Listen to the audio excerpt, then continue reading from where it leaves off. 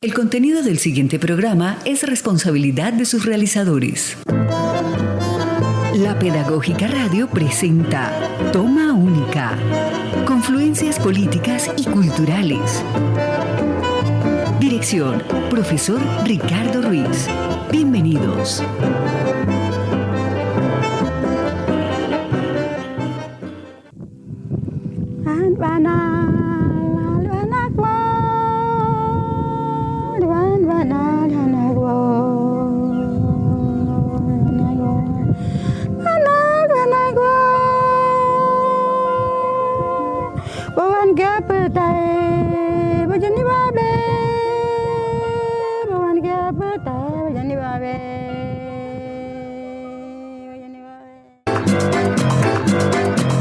Síguenos en Facebook e Instagram como @TomaUnicaUPN.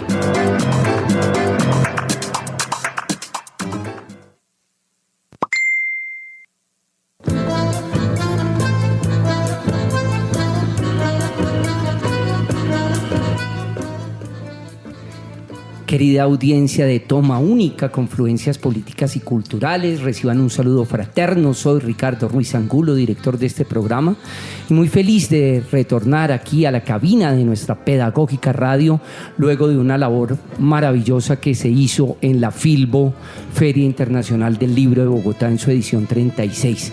Como siempre, quiero iniciar este programa agradeciéndole a todo el cuerpo de trabajo de nuestra emisora, a Mario Enríquez en el Control Master, a Laura Chávez en Comunicaciones, Yolanda Barrantes, todo el trabajo de producción, y a nuestra directora, la profesora Carolina Alfonso, por esa labor tan significativa que desarrollaron en pro de dar difusión a todo lo que realizamos en nuestra pedagógica. Hoy, como les decía, retornamos a la cabina de nuestra universidad y llegamos a una emisión muy importante, la 190, ya casi 6 años de trabajo ininterrumpido, y quisimos denominar esta emisión El lenguaje de los pueblos indígenas y sus acciones epistémicas.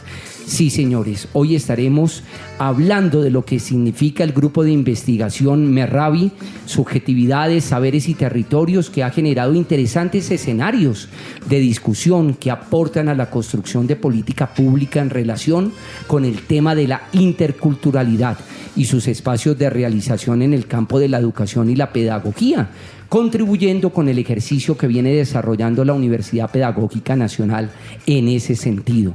Hoy me acompañará la profesora Magnolia. Muy contento de tener a la profesora Magnolia Sanabria, una de las profesoras que lleva muchos años, no digamos tantos, en nuestro departamento de lenguas y que ha desarrollado una interesante labor. Antes de iniciar, profesora Magnolia, quisiera que le cuente a nuestra audiencia, no sin antes agradecerte por aceptar este llamado de Toma Única, ese canto tan interesante que estábamos escuchando, lo que significa el canto de estas mujeres sicuani. Buenas tardes a todas y todos, muchísimas gracias por la invitación. Este es un homenaje muy bello a un pueblo indígena que ha sido parte de mi vida, de quienes he aprendido un montonón. Este es un canto de mujeres quienes a través de él expresan los sentimientos, en especial respecto a sus compañeros de vida, aquellos que seguramente en algún momento hicieron parte de esas guerras en las sabanas de la Orinoquía colombiana, cuando fueron perseguidos por el ejército colombiano, cuando fueron perseguidos por otro tipo de ejércitos, cuando fueron objeto de cacería de muchos de los líderes políticos de este país en los años 50. Ellas narran en esos cantos precisamente esos sentimientos.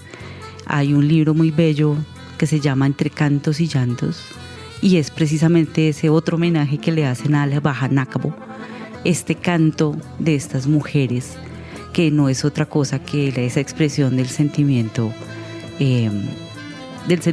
que, digamos, les hizo mella en su corazón, en su vida, a propósito de este evento particular. Pues Muchas gracias, profesora Magnolia. Sé que tenemos mucho por hablar y yo muy complacido de tener una persona que ha trabajado tanto por recuperar todos estos cantos, toda esta lengua. De hecho, a veces nos jactamos que hablamos el mejor castellano en Colombia, pero no hablamos de nuestras lenguas indígenas, que ahí creo que hay un ostracismo, un olvido, y qué alegría poder visibilizar hoy todo eso, parte de su trabajo de investigación en nuestro programa. Te voy a invitar, profesora Magnolia, y a toda nuestra querida audiencia de Toma Única a que entremos en tertulia, que es la primera etapa de nuestro programa donde ponemos en contexto el tema a tratar.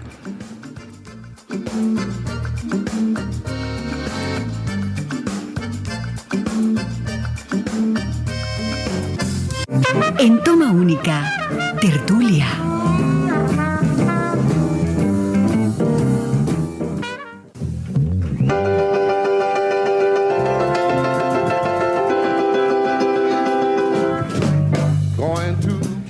Valga la pena también desde aquí hacer un saludo fraterno a todos nuestros colegas del Departamento de Lenguas que desarrollaron una labor muy interesante en nuestra universidad con la Semana de las Lenguas. Más allá del Día del Idioma, 23 de abril, siempre pienso yo, tenemos que estar trabajando permanentemente en lo que hace la Universidad Pedagógica Nacional, no solamente en las licenciaturas que forman especialmente para lenguas modernas, español, inglés, etcétera, sino por el bien de nuestra lengua, de una u otra manera, la lengua castellana. La profesora Magnolia Sanabria Rojas es licenciada en Lingüística y Literatura, con un magíster en Etnoliteratura, magíster en Educación, estudiante de doctorado en Educación, con más de 20 años de experiencia en el campo docente universitario, en formación de maestros, en desarrollo de procesos pedagógicos, didácticos para la educación básica y media, así como en el área del lenguaje, con pueblos indígenas y escenarios interculturales, interesada en la investigación sobre educación, interculturalidad, formación de maestros, lenguajes otros, oralidad.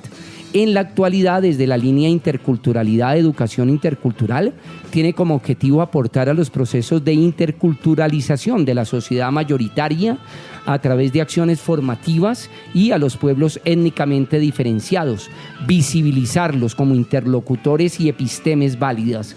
La maestra Magnolia es la investigadora principal del grupo de investigación Meravi, del cual estaremos hablando hoy. Entonces, maestra, si le parece, aterricemos un poco, si me permite el término. ¿Qué significa el término que usted tomó para denominar así a este grupo de investigación que lleva ya 17 años de trabajo? Bueno, esto primero vamos a contextualizar un poquito. Esta fue una creación colectiva y sea el momento para agradecer a los colegas que hicieron parte en ese momento de la creación, al profesor Dr. Edwin Agudelo Blandón, quien acompañó este proceso y lideró este proceso hasta hace poco menos de 6 años. En su momento también al profesor Omar Garzón, que ahora hace parte de la Universidad Distrital. Ellos, o con ellos más bien, digamos que tejimos el inicio de este camino. Y en su momento pensamos precisamente en esta palabra, en Merraví. Merraví, como todos los conceptos y términos que utilizan los pueblos indígenas, al menos en Colombia y seguramente en algunas partes de Latinoamérica, no es una palabra como para el español que significa bla, sino que son conceptos mucho más amplios. Es decir, con una palabra encierran un sinnúmero de acciones, pensamientos, tejidos discursivos que son muy bonitos. El caso de Merraví es noche, si lo tomamos como la sola palabra. Pero sucede que pasa en la noche o cuando empieza a anochecer, cuando aparece Merraví. Es el momento en el que generalmente los pueblos indígenas y sus familias se reúnen en el patio después de un día caluroso, generalmente, para poder conversar, para pedir consejo a los mayores, para poder hablar de las cotidianidades, para poder hacer ejercicios de curación por X o Y circunstancia. En un proyecto de investigación denominado Prácticas de No Violencia, queríamos indagar, por ejemplo, cómo esas prácticas del pueblo sicuani, cuáles eran esas prácticas del pueblo sicuani y del pueblo muinane para curar la guerra. Y encontramos que precisamente al anochecer cuando se empieza a ir el sol, se le pide al sol, ¿cierto?, que se lleve este dolor y que ayude con su potencia a que pasen cosas, como por ejemplo el que volvieran los hijos a sus hogares, aquellos que se habían llevado las guerrillas, los paramilitares, aquellos que se habían ido por X o Y circunstancia, pedían protección y sin cesar todas las tardes, todos los momentos al atardecer, en un ejercicio silencioso pero potente, danzaban en ese instante cuando llegaba Merrabi. Por eso se llama Merrabi. Subjetividades, por supuesto, porque mira los tejidos que empieza uno a construir y analizar. Total. Saberes, porque en efecto está plagado, está allí todo el tiempo, estamos aprendiendo y estamos potenciando y estamos visibilizando saberes. Así es. En estos territorios, pero el territorio también está en el cuerpo. Ellos, todos los pueblos indígenas conciben su territorio, ellos son uno con el territorio, Total, con la claro. tierra, con el planeta, con el universo. Claro que lo requieren para nutrirse porque está ahí su ombligo, pero también cuando se desplazan, se están desplazando con su territorio, ¿no?, con su pensamiento, con su memoria. Y esto hace que, por supuesto, los cuidados de los territorios sean distintos al nuestro. Total. No, pues me emociona mucho, profesora Magnolia, escucharla, porque de una u otra manera siento una sabiduría ancestral allí súper maravillosa. Evoco oración, sanamiento, diálogo, ese famoso diálogo de la palabra. Yo tengo una persona muy cercana desde el campo teatral que ha estado, créame, supremamente respetuosa y cercana a este conocimiento. Estoy hablando de la maestra Beatriz Cántara Camargo, que desde el Teatro Itinerante del Sol en Sumaloca, ella ha trabajado mucho por visibilizar desde el teatro todas estas prácticas tan significativas, profesora Magnolia. Ah, fantástico. Pues bienvenido el camino. Creo que si hay un lugar y si hay unos seres que puedan empezar a aportar, no porque no lo hayan hecho antes, sino a volver a traerlos a recordar, que volvamos a recordar con ellos esa memoria que tenemos en el cuerpo para el cuidado de la vida, es precisamente los pueblos indígenas. Profesora Magnolia, antes de ir enfocado con la pregunta que le tengo muy puntual frente a todo lo que ha pasado en estos años con el grupo de investigación, yo quisiera preguntarle, ¿por qué ese desconocimiento? ¿En qué hemos fallado a nivel educativo? Yo creería que esto debería ser una política de Estado, que venga desde el Ministerio de Educación, desde el Ministerio ahora ya no de Cultura, sino como lo quiso llamar la maestra Patricia Ariza, el Ministerio de los Saberes. ¿Qué ha pasado? ¿Por qué sucede esto? Bueno, hay múltiples razones, pero creo que la fundamental está en que a este territorio latinoamericano llegó toda la lógica y la política económica y de gobierno y de dominación hegemónico, colonialista, claro, del siglo XVI, donde el otro era precisamente aquel sujeto minorizado que me servía, que debía tolerar porque me sirve, ¿cierto?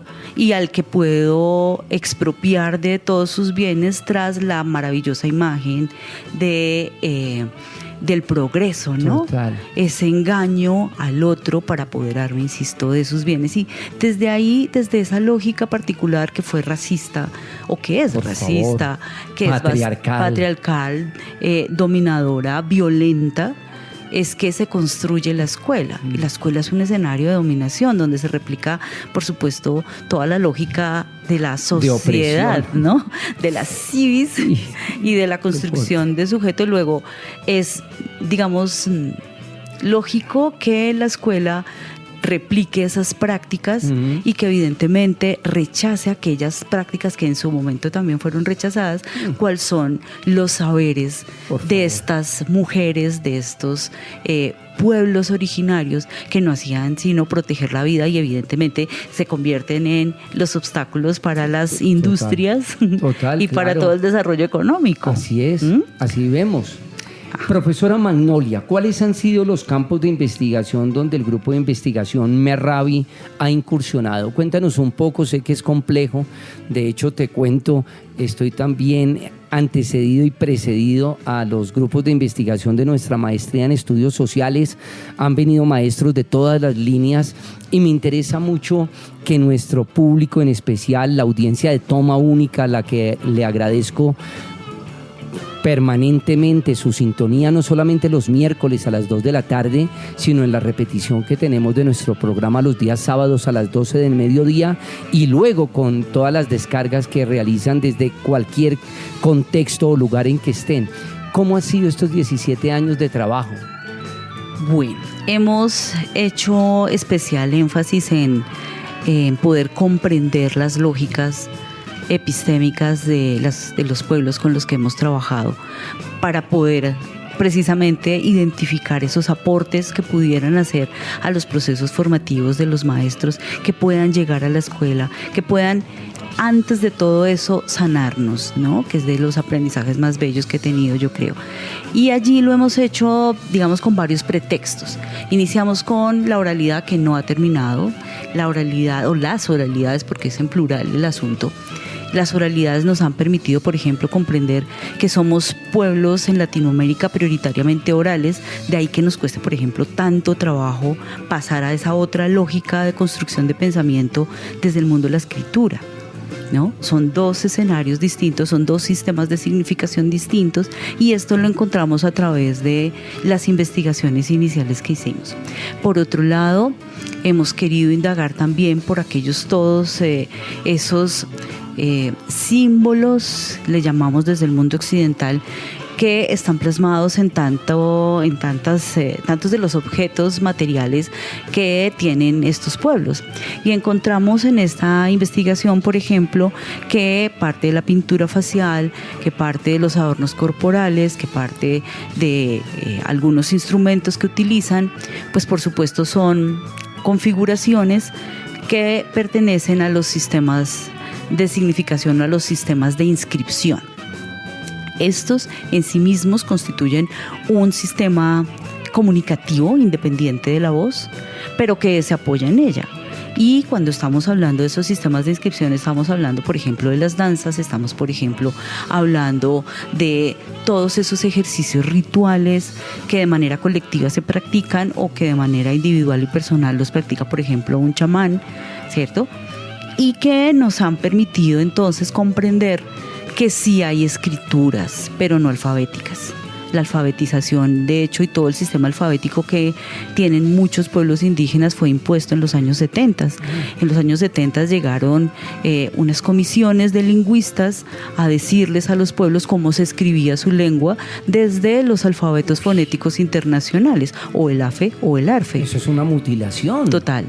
Hay pueblos que llevan 20, 30 años trabajando fuertemente para hacer una reconstrucción o una propuesta de escritura, como el pueblo Misak, por ejemplo, que a partir de algunas de las inscripciones que hay en unos petroglifos de su territorio y con algunos maestros lingüistas empezaron ese ejercicio validado, por supuesto, por toda la comunidad, y que creo ese sería un escenario válido para la escritura. Pero lo otro está total en los sistemas de inscripción que tienen a su alrededor y que están cotidianamente practicando, ¿cierto? Eso nos lo enseñó también una de las investigaciones.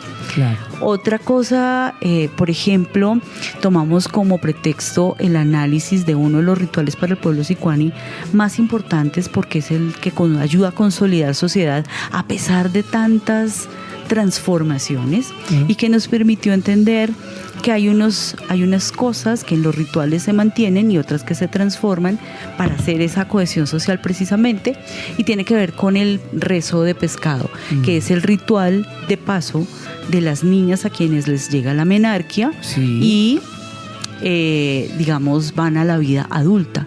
Los sicuanis se ponen muy felices cuando a una niña le llega la menstruación, su primera menstruación, porque es la posibilidad de más sicuanis. Y entonces, a diferencia de esta sociedad que nos ha enseñado a avergonzarnos, ¿cierto? Y a sentir asco de nuestros propios fluidos corporales, así que son magia. Y sobre todo el de la mujer, ¿no? Exactamente. Yo con una abuelita, con la esposa del taita Francisco Piaguaje Coreguaje, un Siona, aprendí la magia de justamente el poder de la menstruación. Cuando yo fui la primera vez, la abuelita supo que me llegó el periodo y yo le dije, me iba a cocinar y me dijo, no, usted no puede cocinar, vaya, acuéstese en su hamaca. Y yo le dije, no, venga, yo le ayudo. Me dijo, no, hija, usted tiene que cuidarse. Y yo le dije, pero ¿por qué? Toda brava, ¿no? Yo estaba bravísima, que claro. así, porque esta social le enseña a uno que esas cosas son, Claro. no obstruyen nada. Y ella me dijo, es que con esa sangre usted da la vida. Y cuando no da la vida, hace todo lo contrario. Por eso quédese quieta, hija. Y yo entendí que tenemos la magia de la vida. Total, claro. Y que eso implica unos cuidados distintos de absolutamente todo. Por eso, para los Sicuani, es un total. momento mágico, porque es la posibilidad de seguir engendrando la vida. Entonces, digamos que eso diría uno, bueno, ¿eso qué tiene que ver con la educación? Pues tiene todo que ver. Total. Es la comprensión del papel de la mujer, del cuidado de sí, de lo femenino, de la posibilidad de conversar con niñas, ¿cierto? Con las mujeres, para empezar a querernos. Y las cosas que para el mundo de los indígenas no existen las coincidencias, ¿no? Digamos que llamamos un proyecto de extensión con la Secretaría de Educación, fue la culminación de un periodo un poco largo de trabajar con la Secretaría de Educación, proveyendo estudiantes de últimos semestres para que reemplazaran maestros quienes se ausentaban por varias cosas entre 1 y 15 días. Ya. Y llegó el momento cuando Gustavo Petro fue alcalde, que empezó la política de mujer y género, y nos propusieron que ese proyecto tuviese ese matiz de formación. Interesantísimo. Y durante 2 años y medio formamos cerca de 200 estudiantes por semestre sobre temas referidos al género, y luego lo precisamos en el tema de la mujer y género, y culminó siendo un ejercicio de curación de lo femenino. Esto fue una apuesta muy interesante, de la cual hay una publicación donde participaron muchas corporaciones apoyándonos con sus adelantos e investigaciones, y que terminó, digamos, enriqueciendo el saber pedagógico. Total. Que por supuesto reunía lo que hemos aprendido con los pueblos indígenas, pero también reunió esos otros saberes que han adelantado las mujeres durante tanto tiempo. Fascinante. Profesora Magnolia, ¿qué significa interculturalidad dentro de Merrabi, dentro de este grupo de investigación? Bueno, aquí la interculturalidad la entendemos, bueno, en este momento diría que ya no estoy de acuerdo tanto con el término. Ya. Nosotros empezamos a distinguir 2 posturas de la palabra intercultural o interculturalidad. Una, desde los planteamientos del marco de referencia europeo para la enseñanza de lenguas como el inglés, el francés, etcétera, estas lenguas de prestigio, esas lenguas extranjeras para nuestro país, que concepto que toman para apropiarlo y trabajar con los diferentes en este país, y que el CRIC lucha, pelea, discute y dice: nosotros no somos migrantes. Por favor. Luego eso no aplica para nosotros, sin embargo inicialmente empezaron a utilizarlo. De unos años para acá, al menos unos 5 años hacia acá, se habla de lo propio. Entonces yo diría que la interculturalidad es ese reconocimiento de lo propio, de esos otros saberes que requieren ser visibilizados y de los cuales debemos aprender, y que están aquí desde tiempos milenarios, y de los cuales podemos, digamos, insisto, seguir aprendiendo. Total. Sin que eso implique extracción. Que por esa visión hegemónica colonialista nos ha distanciado.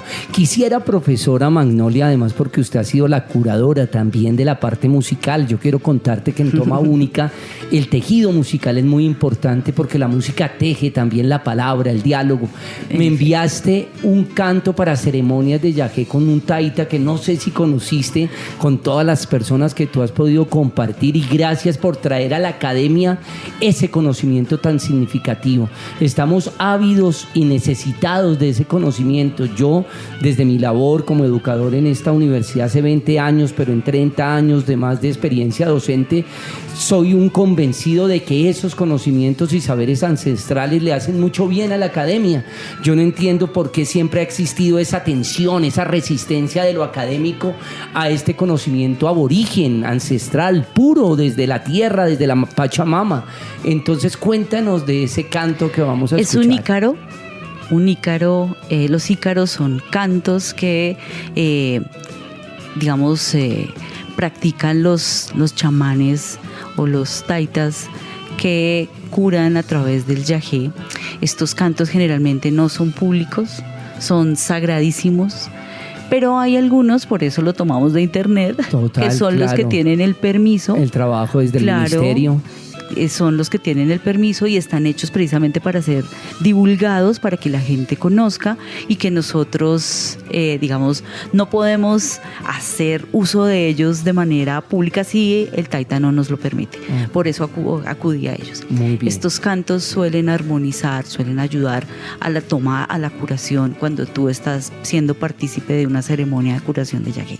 Pues qué alegría, profesora Magnolia, y voy a decirle a Mario Enrique, nuestro hombre del Control Master, que seguidamente a este canto nos vamos con los mensajes institucionales. Y gracias, maestra Magnolia, por traernos estos cantos que de una u otra manera también nos traen mucha sanación, mucha frescura, mucha transparencia, mucha agua. Cierto. Que necesitamos tanto.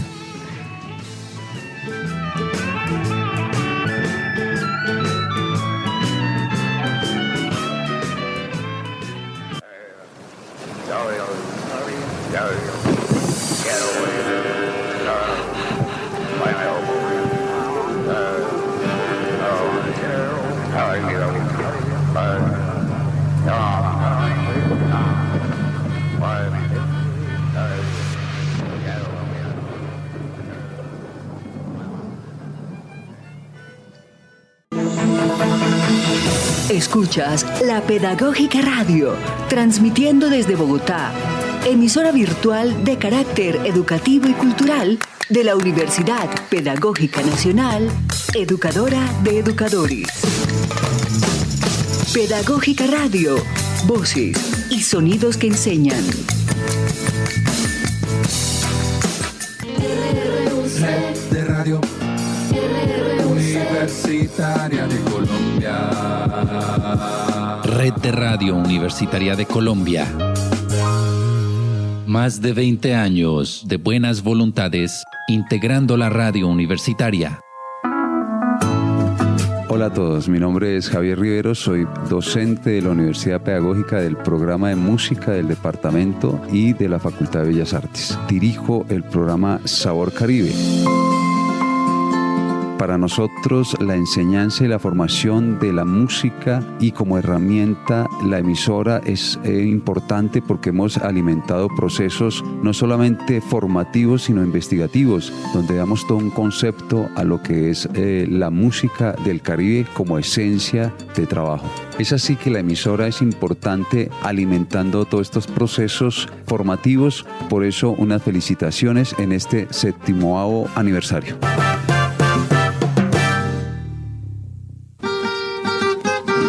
Desde los pueblos y veredas, por los barrios y ciudades, recorriendo la costa, la cordillera y los llanos, llegan las historias y las voces de la región a la Pedagógica Radio. Emisora educativa y cultural de la Universidad Pedagógica Nacional.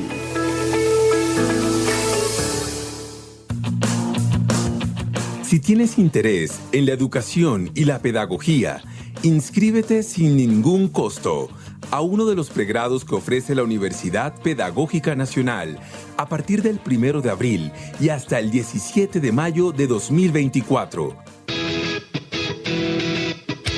Mayor información en admisiones.upn.edu.co. Anímate a estudiar en la Universidad Pedagógica Nacional. Educadora de educadores.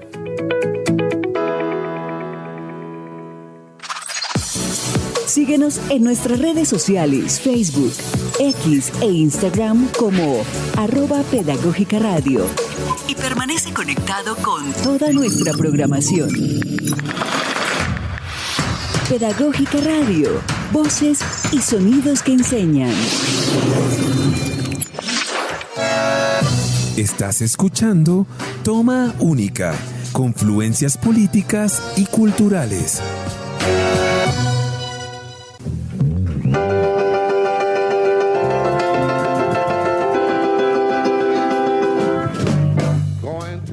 Bueno, querida audiencia de Toma Única, confluencias políticas y culturales, regresamos a nuestro programa que, como saben, llega a la emisión 190. Infinitas gracias por todo el trabajo que ustedes también me ayudan a hacer en la difusión, a los maestros de nuestra Universidad Pedagógica Nacional y de las universidades hermanas, incluso la Universidad Distrital Francisco José de Caldas, que también para las maestras allí del grupo de investigación Geopaideia me ayudan muchísimo a hacer difusión de nuestros programas. Quería mencionarles que este proyecto cultural se denomina Ciencias Sociales, Arte y Narrativa, y de este proyecto de facultad se desprenden dos focos de trabajo: este programa Toma Única, confluencias políticas y culturales, y nuestro semillero de investigación Arterias Culturales. También para los estudiantes de mi semillero, que nos reunimos todos los lunes a las 2 de la tarde en el CEDEX, muchas gracias por hacer parte de este sueño.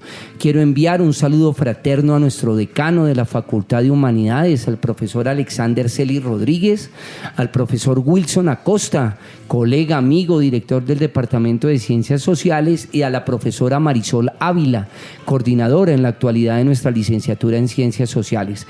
Gracias a todos ellos por apoyar este proyecto de facultad, donde lo desarrollamos a partir del programa de radio y nuestro semillero de investigación. Maestra Magnolia, quisiera para esta segunda etapa de nuestro programa preguntarle en dónde podemos consultar las investigaciones, artículos, libros, reseñas, es decir, toda la producción intelectual que han tenido en el grupo de investigación que estamos hoy. De plácemes por tenerlo aquí en la mesa de trabajo de Toma Única. Bueno, por un lado podemos indagar en el repositorio del grupo editorial de la universidad, donde tenemos uno de los textos más importantes, que es Mántica de la Palabra, Sistemas de Inscripción, otros, un proceso de visibilización. Por favor. Este libro condensa el trabajo de como 7, 8 años más o menos. Y los invito a revisarlo. Claro que y sí. De manera abierta, pública, buscando buscando por el título de los documentos, pues digamos que hay varios. Uno referido a las memorias de el primer coloquio de oralidades e interculturalidad.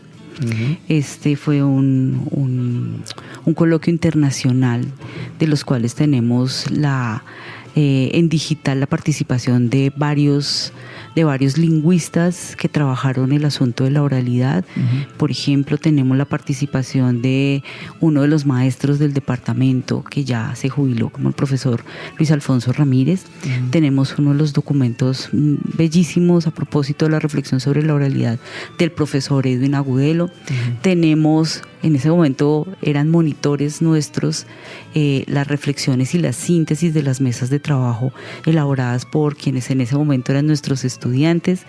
Y tenemos algunas publicaciones del profesor Edwin Agudelo, por ejemplo, en la Claxo, sobre prácticas de no violencia. Ese artículo es muy lindo, muy diciente a propósito de esos saberes de no violencia de estas poblaciones que han sido minorizadas, y estas reflexiones que hace el profesor son fantásticas. Y tenemos la compilación de esos trabajos, de esas corporaciones, de esos profesionales, pero también de estudiantes que fueron partícipes de ese proyecto de extensión que hablaba hace un ratito sobre esas feminidades y nuevas masculinidades. Así es. Y que podemos buscar también en internet. Digamos, por ese acceso abierto, todas ellas han sido editadas por el grupo editorial de la universidad. Esas serían a las que invitamos a revisar en este momento. Tres últimas cosas. Claro que La sí. primera es hacer público indiscutiblemente el maravilloso trabajo de ¿cómo se le llama? Video trabajo, diría yo, de un documental que hizo la profesora del Departamento de Filosofía, que hace parte de Merravi, la profesora María Consuelo Pavón, Sí. y se llama Saber Sicuani, Cantos y Danzas para Curar la Guerra. En este documental se recogen varias experiencias, varias narraciones de ese momento de experiencia, de esa investigación que realizamos, y creo que lo más bello es poder recoger algunos elementos de esas prácticas de no violencia precisamente para curar la guerra. Y los otros están publicados en las compilaciones de las 2 últimas semanas de la investigación, donde estamos presentando 2 de los hallazgos maravillosos, muy lindos, sobre las performancias orales y su relación con el pensamiento. Esto emerge de los proyectos de investigación con el pueblo Cofán en un ejercicio de acompañamiento a la implementación de sus propuestas de educación propia. Y surge a propósito de pensar cómo desde esa práctica ritual sagrada como es la ceremonia del yagé, hay unos elementos performáticos que ayudan a pensar con el cuerpo, y precisamente esa construcción de lo que para nosotros significa esa performancia oral es lo que estamos publicando en el libro del año pasado, y un poco la experiencia del desarrollo de ese pensamiento en relación con las filosofías occidentales. Total. Entonces ahí los podemos estar invitando a todos y todas. Ensayos, libros y documentales. Profesora Magnolia, si algún estudiante de nuestra universidad, de otras licenciaturas, pero bueno, creo que el espectro se ha abierto, hablas de una profesora de filosofía, me imagino gente de sociales, sí, ¿dónde supuesto se reúne el grupo de investigación? Si hacen de una u otra manera una invitación para participar, me gustaría mucho que nuestra audiencia interesada en estos temas sepan cómo acercarse. Francamente han sido más intereses de los estudiantes, que es lo que nos ha hecho ensanchar el corazón de alegría, y es que son los estudiantes quienes se han acercado y nos han ayudado a consolidar en este momento un semillero que recién empieza su camino. Para el caso de lenguas, para el caso de filosofía, la profesora María Consuelo Pavón, con un espacio académico que se llama, o que ella llamó en su momento, filosofía o pensamiento abyayalense, ha recogido intereses de los estudiantes, quienes han venido acompañándola o acompañándose mutuamente para trabajar a propósito del tema de esas otras epistemes.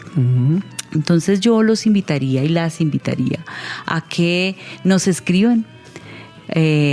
Nosotros no tenemos un correo específico para el grupo recién, por eso decía, estamos organizando el semillero. Claro. Serían los correos institucionales, msanabria con s, @pedagogica.edu.co, pues por si están interesados o interesadas. No lo hemos hecho abierto, no lo hemos hecho público, más bien los chicos que han participado de los eventos que hemos organizado se han acercado para trabajar con nosotros. Hemos tenido estudiantes de educación comunitaria, hemos tenido estudiantes de biología, tuvimos un estudiante de educación física, y fundamentalmente del departamento de sociales, de filosofía y obviamente el departamento de lenguas. Antes de entrar, profesora Magnolia, a la siguiente etapa de nuestro programa, que es aguja y vinilo, yo quisiera que habláramos un poco de las prácticas. Quisiera preguntarte si estudiantes de lenguas han podido ir al territorio, a ir al Putumayo, ir a La Guajira. Cuéntanos de esas experiencias que sé que enriquecen tanto el oficio, ¿no? El futuro oficio docente de estas chicas y chicos. Nosotros, al menos desde que yo llegué a esta universidad, excepto en pandemia, hemos hecho salidas de campo. Total. Digamos, todos los miembros de este grupo de investigación hemos realizado salidas de campo a diversos contextos, fundamentalmente al territorio del resguardo Huacoyo, del resguardo Omoplana para el caso de los indígenas Sicuani. Hemos estado visitando el resguardo de Silvia con los indígenas Misak, con el apoyo todo el fantástico del Cabildo. Maravilloso. Ajá, hemos estado en Buenaventura con algunos cabildos allí Pacífico. afro muy bellos y Maravilloso. en unos trabajos muy interesantes. Hemos estado al sur del país también, alrededor del lago Guamués, con algunas apuestas interesantes de los pueblos pasto, pero también de otras colectividades campesinas. Hemos estado en el territorio haciendo la ruta del sol, pero la del sol de los muiscas, alrededor del lago de Tota, en Aquitania, digamos, recogiendo y recuperando un poco de memoria y de trabajo lingüístico alrededor de unos tejidos discursivos sobre el lago. Sí, para nosotros es fundamental que los estudiantes conozcan el territorio, que el enseñar y el ser maestros no son maestros para Bogotá, ni para el extranjero, Nueva York, para Francia, no. Son maestros para este territorio nacional y esas oportunidades creo que les han hecho crecer. Tenemos orgullosamente mi saludo y mi corazón para todos aquellos que nos han acompañado en Merrabi, que están en este momento en el Putumayo, que están en otros territorios de Cundinamarca, que están en México, que están en otras partes del mundo trabajando desde este lugar de reconocimiento de estos saberes. Y fíjate, profesora Magnolia, lo que enriquece una salida de campo, ¿no? Yo siempre he dicho que es casi un mes en el aula, ¿no? Cuando nuestro estudiante va al territorio, lo conoce, se apropia, lo conoce y sobre todo muy respetuoso de esa comunidad a la que va a intervenir, ¿no? Yo como tutor de trabajos de grado, si mi estudiante va a ir a realizar una práctica educativa en el territorio y le digo, mira, mínimo 15 días previo a la investigación, sé que estamos hablando de costos, de dinero, de inversión, pero uno no puede llegar, excúseme la terminología, profesora Magnolia, como un vampiro a chupar y luego ni siquiera se retroalimenta, ¿no? Yo desde el grupo de investigación en la línea de educación geográfica con el profesor Felipe Castellanos hemos tratado siempre de que esto se visibilice, que el estudiante pueda lograr esa apropiación y que después pueda incluso hacer la reflexión en el territorio, ¿no? Como manera de agradecimiento. Te voy a invitar, profesora Magnolia, a ti, a toda nuestra audiencia de Toma Única, a que entremos en una etapa de nuestro programa que te tengo una sorpresa, con aguja y vinilo.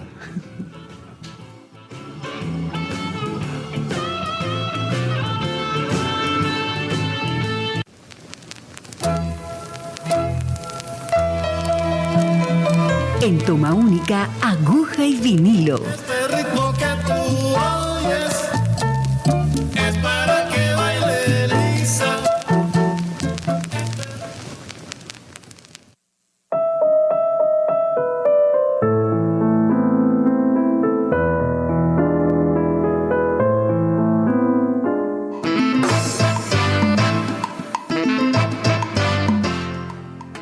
Bueno, querida audiencia de Toma Única, sí, la etapa del programa que sé que muchos son seguidores de aguja y vinilo, porque es la oportunidad que tenemos de poder girar una aguja sobre un surco. Siempre en las emisiones de Toma Única hacemos una vocación de los vinilos, de los acetatos, de ese sistema análogo maravilloso, sonoro, que según los ingenieros de sonido tiene una sonoridad orgánica, nostálgica, emotiva.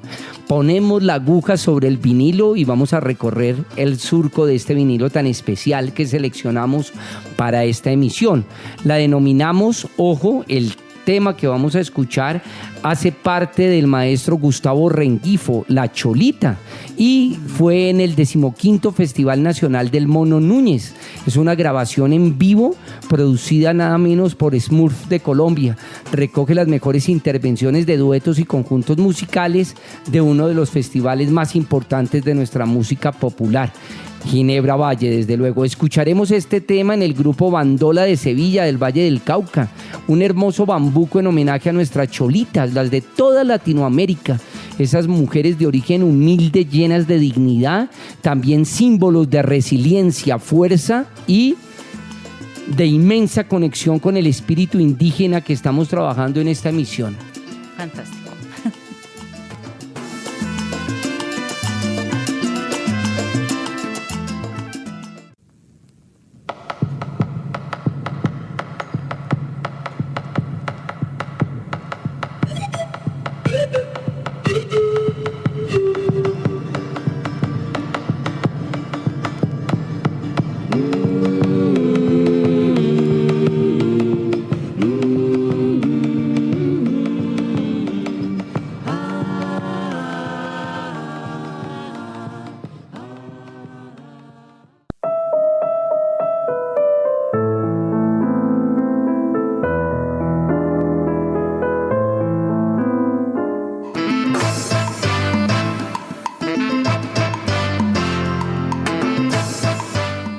Bueno, un saludo también para toda la gente de Ginebra Valle y muchas gracias por ese festival tan maravilloso de música popular que tienen, música andina colombiana y por supuesto el Festival de Festivales, el Festival del Petronio Álvarez que se hace en el Valle del Cauca, en Cali, como un homenaje a ese gran maestro de currulaos. Bueno, profesora Magnolia, ¿qué tal la temática musical que te traje? Pues me parece muy interesante en tanto que recoge un poco estos movimientos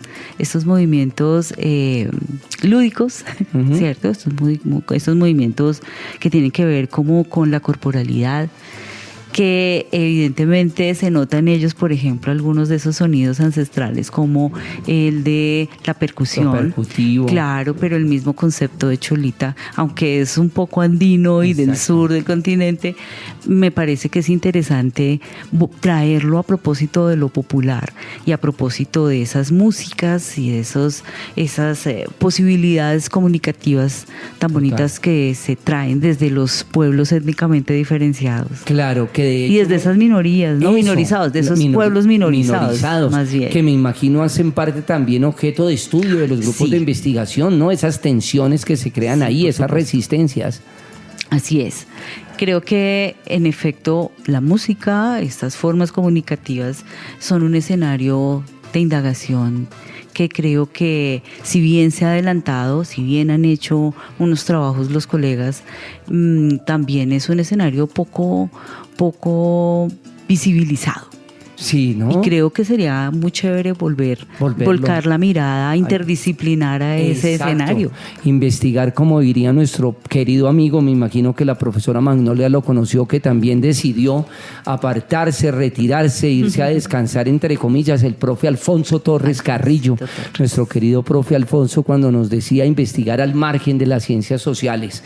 Entonces, desde donde quiera que esté el profe Alfonso, en Brasil, en Colombia, gracias, profesor Alfonso, por su conocimiento, por su testimonio, por todo lo que le aportó a la Universidad Pedagógica Nacional, que siempre será su casa. Entonces te voy a invitar, profesora Magnolia, a ti y a toda nuestra querida audiencia, a que entremos en la etapa final de Toma Única. Lamentablemente, como digo a nivel teatral, llegamos al mutis, a la salida de nuestro programa.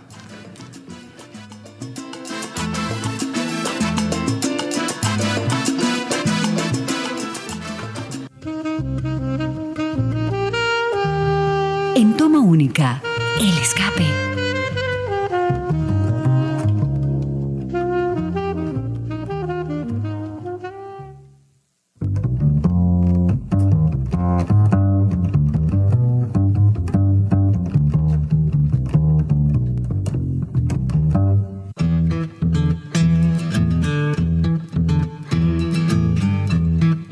Y ya que estábamos hablando de Pacífico, así sea una versión contemporánea del famoso currulao Mi Buenaventura, estábamos escuchando los aires de Mi Buenaventura de Petronio Álvarez, pero en una versión del maestro Antonio Arnedo. En el cierre de nuestro programa traemos a la literatura, la música, el cine, el teatro, las artes plásticas, esas recomendaciones que nuestros invitados quieran hacer a nuestro público, ya sea por algún gusto particular o porque hacen parte de la temática de la emisión.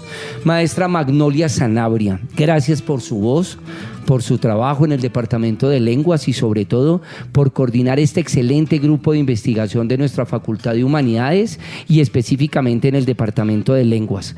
Gracias por este trabajo tan valioso que realizan allí y por supuesto envíale un saludo de nuestra parte a todos los integrantes de Meravi. Un abrazo muy grande a todos y todas.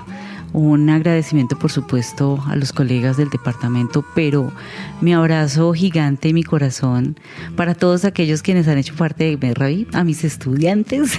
Claro que sí. Por favor, esos son mi alegría, mis estudiantes, a todos los que han estado acompañándonos desde el Departamento de Ciencias Sociales, desde el Departamento de Filosofía, a mis dos grandes colegas y amigos que abrazo con mi corazón, al profesor Edwin Agudelo, a la profesora María Consuelo Pavón, por supuesto al profesor Miller Castañeda, al profesor Leonardo Cano, quienes han hecho parte y están haciendo parte de Merravi. Y desde esos lugares, pues mi reconocimiento gigante a ellos y a todos los egresados que aún continúan desde sus lugares este camino.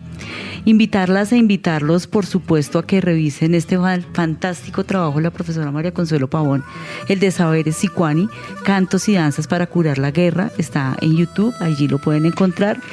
Invitarlos, por supuesto, a leer Mántica de la Palabra, Sistemas de Inscripción Otros, un proceso de visibilización.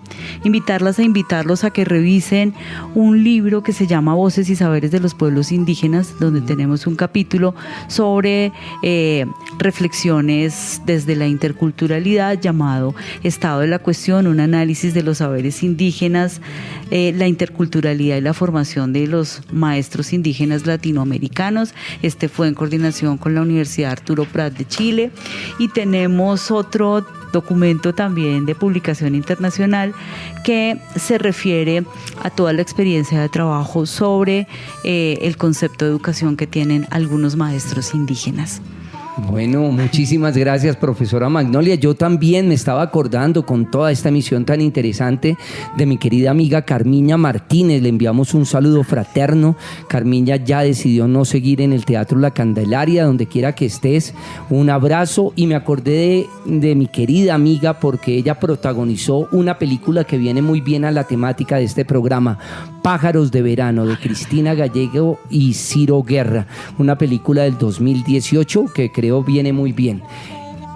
Querida audiencia de Toma Única, les acompañaron en el Control Master entonces mi querido amigo Mario Enríquez.